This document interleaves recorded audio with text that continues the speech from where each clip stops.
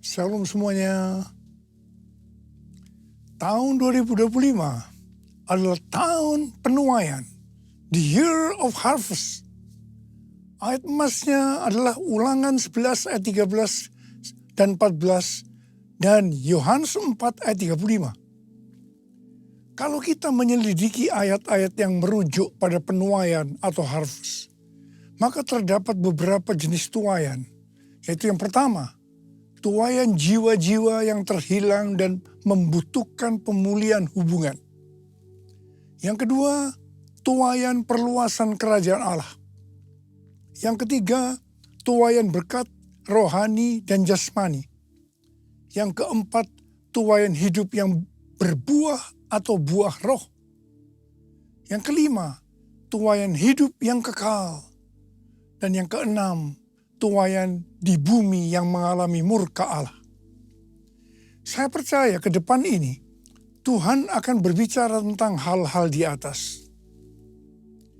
Mengenai target penyelesaian amanat agung tahun 2033, Tuhan mulai membukakan pengertiannya pada waktu Global Council Empower 21 meeting di Hawaii tahun 2013. Tuhan memberikan visi, setiap orang, everyone, akan mendapatkan kesempatan untuk berjumpa secara autentik dengan Tuhan Yesus melalui kuasa dan hadirat Roh Kudus pada Pentakosta 2033. Terus terang kita semua bingung, termasuk Billy Wilson dan saya sendiri. Beberapa bulan setelah itu Billy Wilson ke Manila dan dia hadir di konser Planet Shakers dengan memakai baju berwarna merah. Tiba-tiba pimpinan Planet Shakers yaitu Neil Smith menyuruh berhenti. Dan dia bilang, ada pesan Tuhan untuk orang yang berbaju merah. Dia berkata, saya tidak kenal Anda, saya tidak tahu siapa Anda, tetapi Tuhan katakan Anda harus berpikiran besar. Terus terang Billy Wilson kaget mendengar nubuatan itu. Karena selama ini dia berpikir, bagaimana ini bisa terjadi? Ternyata untuk itu perlu punya pikiran besar. Kepada saya, Tuhan memberikan pengertian tentang tahun 2033 ketika bulan Mei 2022 diadakan World Prayer Assembly atau WPA secara hybrid di SICC Tower lantai 11. Ada 3 orang yang berbicara secara online, di mana mereka semua berbicara tentang tahun 2033. Mereka adalah Billy Wilson, aliran Pentakosta, Rick Warren dari aliran Baptis, dan Nicky Gamble dari aliran Anglican. Tiba-tiba Tuhan memberikan pengertian kepada saya. Dan saya berkata, I got it. I got it. Nah, bulan Juli 2022, yaitu 2 bulan setelah pelaksanaan BPA tadi, waktu memulai renovasi Azusa Street Prayer Tower, saya bersaksi tentang hal itu. Di situ hadir Billy Wilson, Tim Hale yang saat itu menjabat sebagai Ketua Umum Church of God, dan mereka pun menyambut baik kesaksian tersebut. Saya percaya ini merupakan konfirmasi bagi kita. Nah, setelah itu, bulan Desember 2022, Billy Wilson dan Rick Warren mengumpulkan sekitar 26 orang pemimpin, kepala-kepala kegerakan dari kelompok-kelompok oikumene di New York untuk menyusun suatu pernyataan tentang panggilan kepada gereja sedunia untuk masuk ke dalam upaya penyelesaian amanat agung tahun 2033. Dikatakan, kita percaya bahwa dekade menjelang tahun 2033 akan menjadi dekade yang tidak pernah terjadi sebelumnya. Dan penginjilan kepada semua orang, everyone, di atas bumi akan terjadi. Setelah pertemuan itu, maka bulan Juli 2023, Empower 21 mengadakan kongres di Amsterdam dengan tema Everyone. Kemudian itu dilanjutkan dengan kongres Empower 21 Everyone Asia di SICC Indonesia pada tanggal 3 sampai 5 Juli 2024 dengan tema reaching every person on earth. Hari-hari ini banyak organisasi dan aliran Kristen termasuk Katolik karismatik yang meyakini target untuk menyelesaikan amanat agung adalah tahun 2033. Ternyata kepada saya, Tuhan tidak berhenti hanya tentang penyelesaian amanat agung tahun 2033 saja. Tetapi Tuhan memberikan pengertian dari Matius 24 ayat 14. Jadi waktu murid-muridnya bertanya tentang tanda kedatangannya yang kedua dan akhir dari dunia ini, Tuhan Yesus menjawab salah satunya yang terdapat dalam Matius 24 ayat 14. Injil kerajaan ini akan diberitakan di seluruh dunia menjadi kesaksian bagi semua bangsa. Sesudah itu barulah tiba kesudahannya. Jadi setelah Injil diberitakan di seluruh dunia menjadi kesaksian bagi semua bangsa. Atau dengan kata lain, kalau amanat agung sudah selesai, sesudah itu barulah tiba kesudahannya. Tuhan Yesus datang kembali. Kata sesudah itu tidak ada seorang pun yang tahu. Bisa 1 hari, 1 bulan, 1 tahun, 5 tahun, yang jelas tidak akan lama. Sebab Tuhan Yesus berkata, aku datang segera. Saya tidak pernah berkata, Tuhan Yesus pasti datang tahun 2033. Itu tidak alkitabiah. Yang saya katakan, Tuhan Yesus bisa datang tahun 2033. Itu alkitabiah. Karena kedatangan Tuhan Yesus bisa sewaktu-waktu. Kita harus senantiasa berjaga-jaga dan berdoa. Orang yang merindukan kedatangannya pasti berjaga-jaga dan berdoa. Hosana, Hosana, datanglah Tuhan Yesus. Hosana, Hosana, ku merindukanmu. Ku merindukanmu. Ku merindukanmu.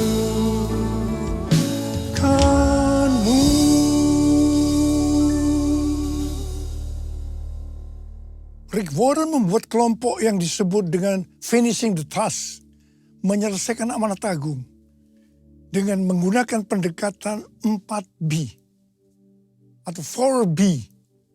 B pertama, Bibles. Jadi dikatakan kami ingin semua orang percaya di bumi memiliki akses kepada Injil yang diterjemahkan ke dalam bahasa yang ada dalam hati mereka. Jadi artinya Alkitab diterjemahkan ke semua bahasa. B yang kedua, believers. Kami ingin memperlengkapi setiap orang percaya agar secara pribadi bisa bersaksi tentang Yesus. B yang ketiga, Bodies of Christ. Kami ingin semua gereja mendukung dan menanam gereja di area yang belum ada gereja. Dan yang keempat, B yang keempat, breakthrough prayer. Kami ingin semua orang di bumi yang belum kenal Yesus didoakan oleh orang yang sudah kenal Yesus. Rick Warren waktu menyelidiki tentang penyelesaian amanat agung mengatakan bahwa sejak 1000 tahun yang lalu, meskipun banyak pria dan wanita hebat yang dipakai Tuhan, tetapi belum bisa menyelesaikan amanat agung. Dia meneliti, terutama selama COVID-19, melalui bacaan-bacaan tentang amanat agung. Ternyata sejak 500 tahun terakhir, yaitu sejak reformasi, gereja belum bisa menyelesaikan amanat agung. Kenapa? Jawabannya, karena tidak ada upaya untuk melibatkan seluruh gereja. Dalam hampir di setiap kesempatan untuk membawa Injil ke seluruh dunia, hanya dipimpin sekelompok kecil orang kulit putih dari barat. Mereka tidak memobilisasi seluruh gereja Kristus. sehingga mereka tidak mampu melakukan. Dan Rick Warren berkata bahwa target untuk menyelesaikan amanat agung adalah tahun 2033. Puji Tuhan, ada gerakan penginjilan dunia yang dimulai tahun 1974 melalui Kongres Lausanne di Swiss. Temanya, biarlah bumi mendengar suaranya. Mereka menyerukan slogan seluruh gereja untuk membawa seluruh Injil ke seluruh dunia. The whole church to take the whole gospel to the whole world. Kongres perdana ini dipimpin oleh Billy Graham dan John Stott. Kongres ini menghasilkan perjanjian Lausanne atau Lausanne Covenant, sebuah dokumen dasar yang menguraikan teologi dan praktik pekerjaan misi. Dokumen ini secara luas dianggap sebagai misi yang paling penting yang dihasilkan di era Protestan. Dengan demikian, dokumen ini berfungsi sebagai pemersatu dan pendorong penginjilan dunia di era sesudah tahun 1974. Sesudah itu Kongres Lausanne ini dilanjutkan di Manila, Filipina, tahun 1984 dengan tema Beritakanlah Kristus sampai Dia datang. Setelah itu Kongres Lausanne di Cape Town, Afrika Selatan, tahun 2010 dengan tema Kristus Pendamai Kita. Selama ini, Kongres Lausanne hanya diwakili oleh aliran Protestan. Tetapi pada Kongres Lausanne yang keempat di Seoul, Korea Selatan, pada September tahun 2024 yang lalu, aliran Pentakosta dan karismatik ikut bergabung melalui Pentecostal World Fellowship dan Empower 21. Temanya, Let the Church Declare and Display Christ Together. Biarlah gereja mendeklarasikan dan menampilkan Kristus bersama-sama. Dihadiri oleh 5.394 peserta mewakili 200 negara dan wilayah. Selain itu sekitar 2.000 peserta virtual di lebih dari 100 negara bergabung dalam kongres secara online.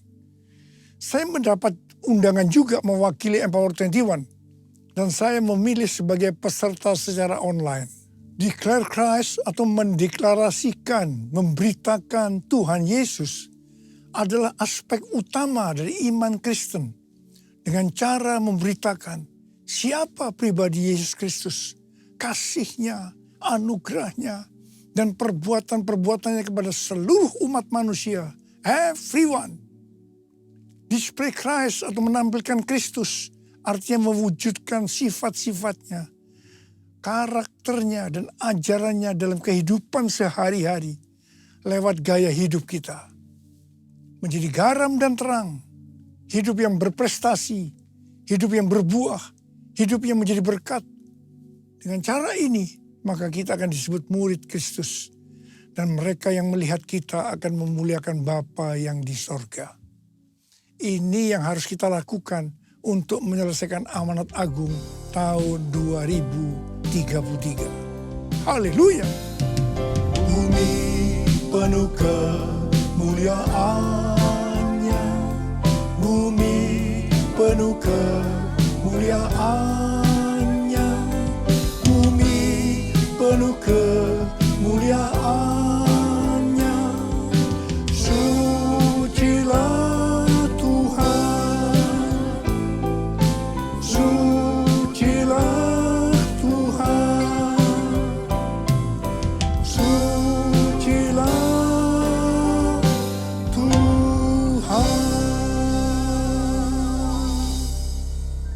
memasuki tahun penuaian ini, kita juga akan mengalami penuaian secara jasmani. Salah satu syarat untuk mengalami penuaian secara jasmani adalah memberi, menabur. Dalam Mazmur 126 ayat 5 dan 6 dikatakan, orang yang menabur dengan bercucuran air mata akan menuai dengan sorak-sorai. Orang yang pergi dengan menangis sambil membawa kantong benih pasti pulang dengan sorak-sorai sambil membawa berkas-berkas gandumnya. Di sini jelas dikatakan pada saat kita dalam kesusahan secara finansial, justru kita harus menabur supaya menuai dengan bersorak-sorai sambil membawa berkas gandumnya atau berkat-berkatnya. Hal ini juga yang dilakukan oleh Ishak. Pada waktu terjadi kelaparan, Ishak pergi ke Gerar kepada Abimelekh, raja orang Filistin. Ishak tinggal di Gerar setelah Tuhan menyuruh dia tinggal di situ. Sesuai dengan Kejadian 26 ayat 12 dan 13. Ishak menabur di tanah itu. Dan dalam tahun itu juga ia mendapat hasil 100 kali lipat. Ia diberkati Tuhan. Orang ini menjadi kaya, makin lama makin kaya. Sehingga ia menjadi kaya raya. Pada masa kelaparan, benih yang ditabur pasti persediaan untuk makanannya. Jadi waktu Ishak menabur, pasti dengan bercucuran air mata. Dia tidak tahu kapan kelaparan akan berakhir. Ishak menabur di tanah yang ditentukan oleh Tuhan. Hasilnya, Tuhan memberkati Ishak sehingga ia menjadi kaya. Makin lama makin kaya, hingga ia menjadi kaya raya. Haleluya! Dalam 2 Korintus 9 ayat 6 dan 7 dikatakan, perhatikanlah ini, orang yang menabur sedikit akan menuai sedikit juga. Dan orang yang menabur banyak akan menuai banyak juga. Hendaklah masing-masing memberi menurut kerelaan hatinya. Jangan dengan sedih hati atau karena paksaan. Sebab Allah mengasihi orang yang memberi dengan sukacita. Sehubungan dengan berkat atau kekayaan yang Tuhan berikan kepada kita, maka ada 3 macam teologi. Yaitu yang pertama, teologi kemiskinan. Yang kedua, teologi kemakmuran. Yang ketiga, teologi penata layanan. GBI menganut teologi penata layanan. Dalam hal memberi, prinsip teologi kemiskinan adalah karena kewajiban. Bisa jadi tidak rela, sedih karena terpaksa. Sedangkan prinsip teologi kemakmuran, fokusnya hanya untuk mendapat sesuatu nantinya. Tetapi prinsip teologi penata layanan, kita memberi, kita menabur karena mengasihi Tuhan. Ini pasti dilakukan dengan sukarela. Dikatakan Allah mengasihi orang yang memberi dengan sukacita. Ada 3 macam respon dari orang percaya dalam hal memberi.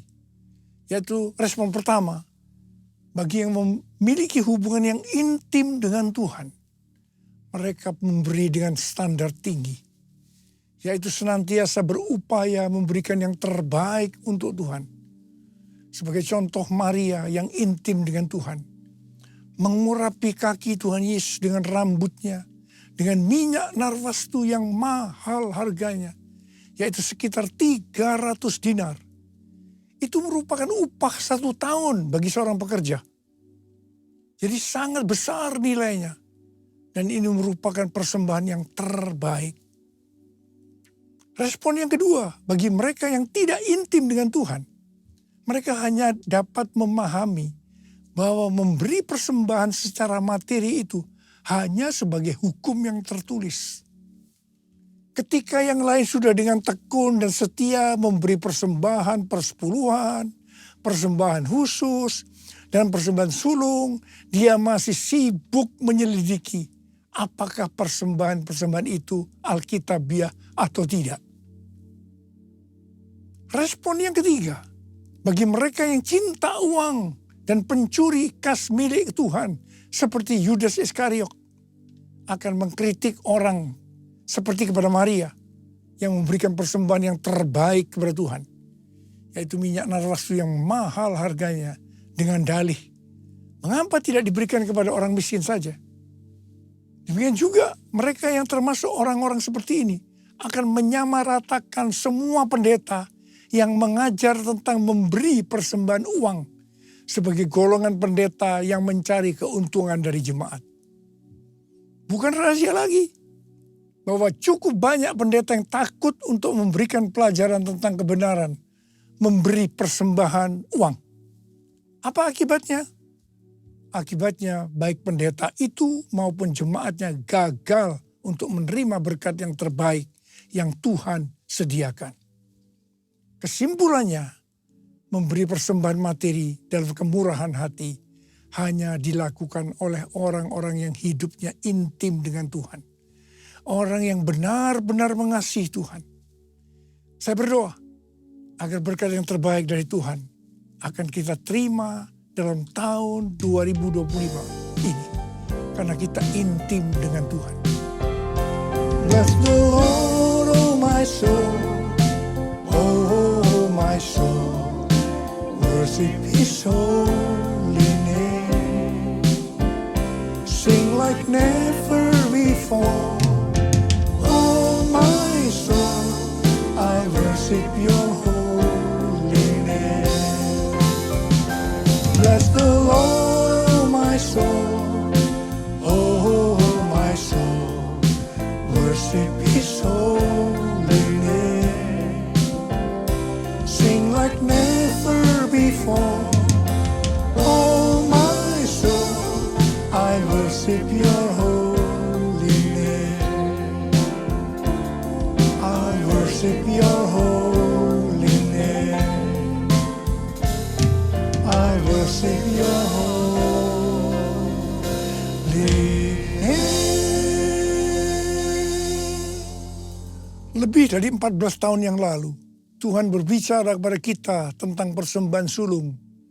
Dari Amsal 3 ayat 9 dan 10 yang berkata, muliakanlah Tuhan dengan hartamu dan dengan hasil pertama dari segala penghasilanmu. Maka lumbung-lumbungmu akan diisi penuh sampai melimpah-limpah. Dan bejana pemerahanmu akan meluap dengan air buah anggurnya.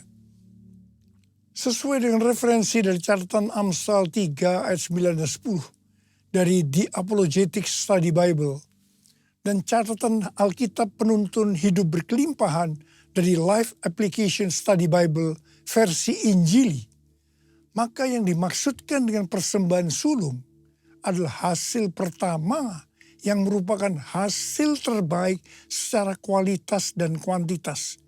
Hasil pertama dari gaji kita, bukan sisa-sisa.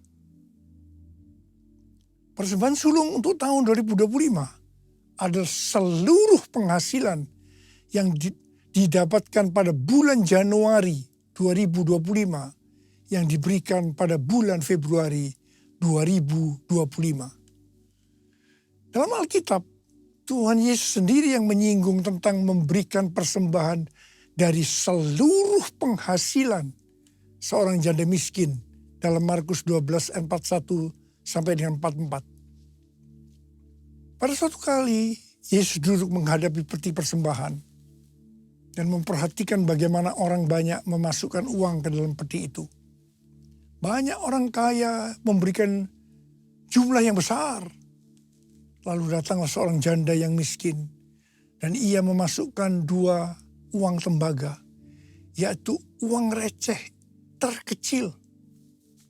Yesus memanggil murid-muridnya dan berkata kepada mereka, sesungguhnya aku berkata kepadamu, janda miskin ini memberi lebih banyak daripada semua orang yang memasukkan uang ke dalam peti persembahan.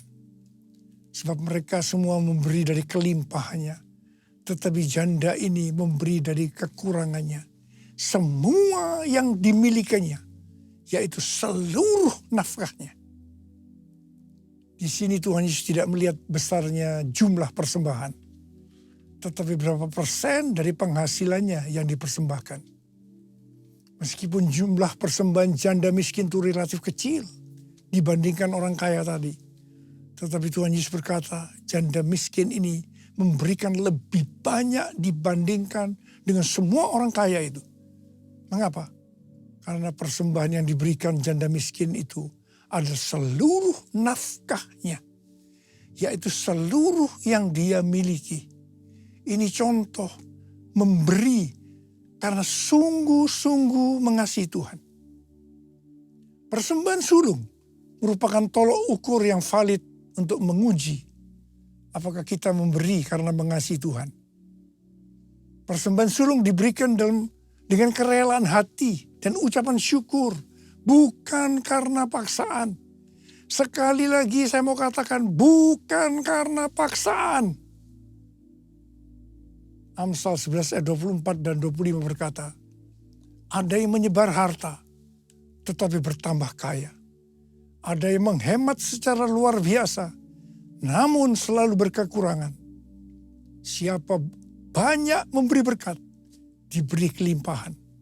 Siapa memberi minum, ia sendiri akan diberi minum. Tahun 2025 adalah tahun penuaian baik secara rohani maupun secara jasmani. Kita akan berkata bahwa tahun 2025 akan lebih baik dari tahun 2024. Kita akan mengalami berkat yang melimpah meskipun dunia mengalami kekacauan. Haleluya! Ada berapa banyak di antara saudara yang percaya bahwa tahun 2025 akan lebih baik dibanding tahun 2024. Karena kasih Tuhan selalu baru tiap pagi, selalu baru tiap minggu, selalu baru tiap bulan, selalu baru tiap tahun. Ada berapa banyak berkata, Tuhan saya percaya tahun 2025 akan lebih baik dibanding tahun 2024. Mari angkat tangan kita. Katakan bersama saya. Aku percaya berkat-Mu atasku melimpah. Kebajikan, kemurahan selalu mengikutiku. Ku puji, ku sembah Kau Tuhan. Sekali lagi katakan. Aku percaya berkat-Mu atasku melimpah. Kebajikan, kemurahan selalu mengikutiku. Ku puji, ku sembah Kau Tuhan. Ku puji, ku sembah Kau Tuhan. Ku puji, ku sembah Kau Yesus. Mari angkat tangan kita di hadapan Tuhan. Berbahasa roh.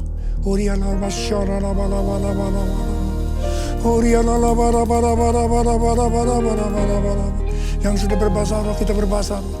Yang belum berbahasa roh, katakan haleluya, haleluya, haleluya. Kau berdoa buat anak-anak-Mu semua Tuhan. Mereka percaya, kami dengan iman berkata tahun 2025 akan lebih baik daripada tahun 2024. Terima kasih Tuhan. Terima kasih Engkau akan menggenapi ya Aba. Menserahkan anak-anak-Mu dalam tangan-Mu. Berkati mereka, berkati mereka, berkati mereka. Mereka akan menuai dan dengan secara luar biasa berkat secara jasmani, secara materi. Dalam nama Yesus kami berdoa. Haleluya. Amin.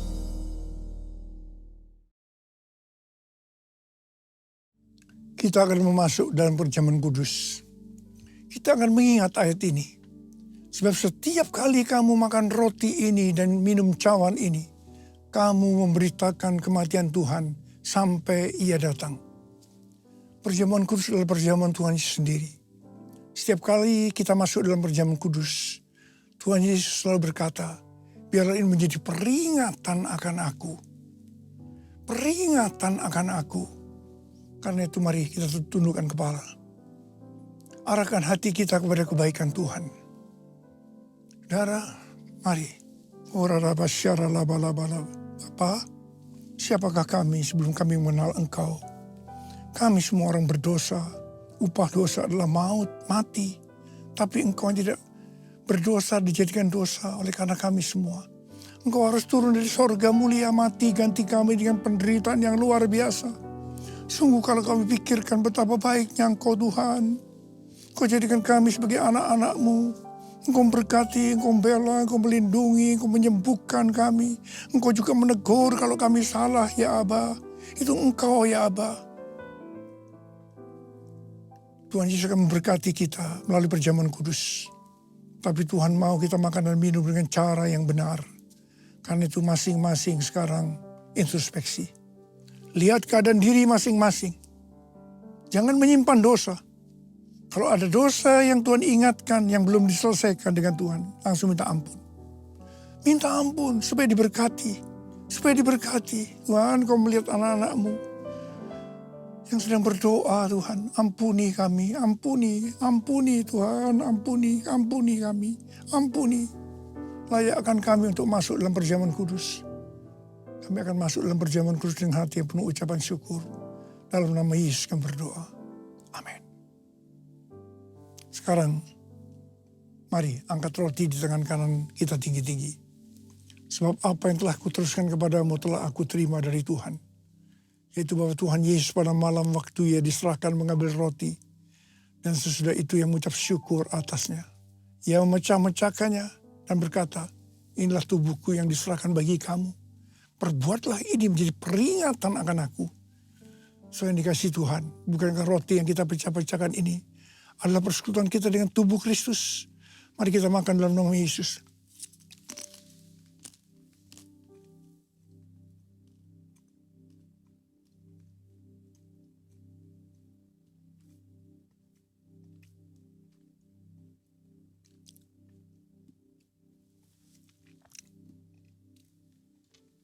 Angkat cawan di tangan kanan kita tinggi-tinggi. Demikian juga yang mengambil cawan sesudah makan lalu berkata, cawan ini adalah perjanjian baru yang dimeteraikan oleh darahku. Perbuatlah ini setiap kali kamu meminumnya menjadi peringatan akan aku. Saudara kasih Tuhan, bukankah cawan pengucapan syukur yang atasnya kita ucapkan syukur adalah persekutuan kita dengan darah Yesus. Mari kita minum dalam nama Yesus.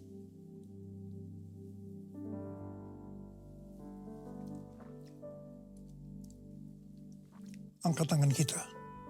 Ucapkan syukur dengan suara, jangan diam.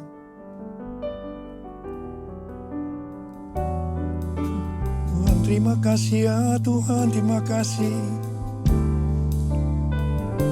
Terima kasih ya Tuhan, terima kasih. Bapa terima kasih. Terima kasih, terima kasih. Angkat tangan saudara. Tuhan, Kau melihat anak-anak-Mu sedang mengangkat tangan. Engkau saat ini sedang menyembuhkan yang sakit. Engkau sedang membebaskan yang terikat. Engkau menghibur yang susah. Engkau menguatkan yang lemah. Memberikan pengharapan-pengharapan yang baru bagi yang datang negara putus pengharapan. Yesus Engkau baik. Engkau baik dan sangat baik mereka kami semua. Bapa terima kasih. Terima kasih ya Tuhan. Terima kasih, terima kasih, terima kasih. Tuhan terima kasih Tuhan. Urapi kami, terima pengurapan Tuhan, terima. Terima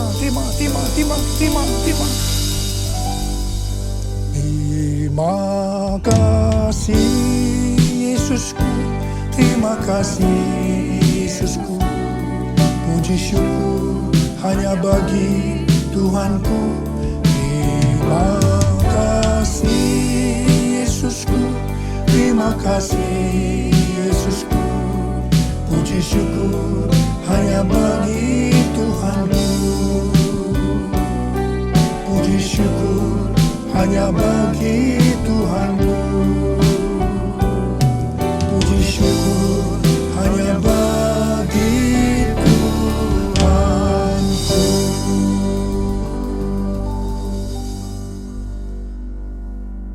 Sekarang terimalah berkat Tuhan. Kasih karunia berlimpah-limpah daripada Allah Bapa dalam Anak yang tunggal Yesus Kristus. Persekutuan yang manis dengan Roh Kudus menyertai kita semua mulai hari ini. Sampai Tuhan Yesus datang menjemput kita di awan-awan dan bahkan sampai selama-lamanya.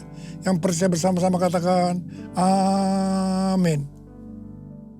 Sebab Tuhan Dia baik dan anugerahnya kekal selama-lamanya. Amin.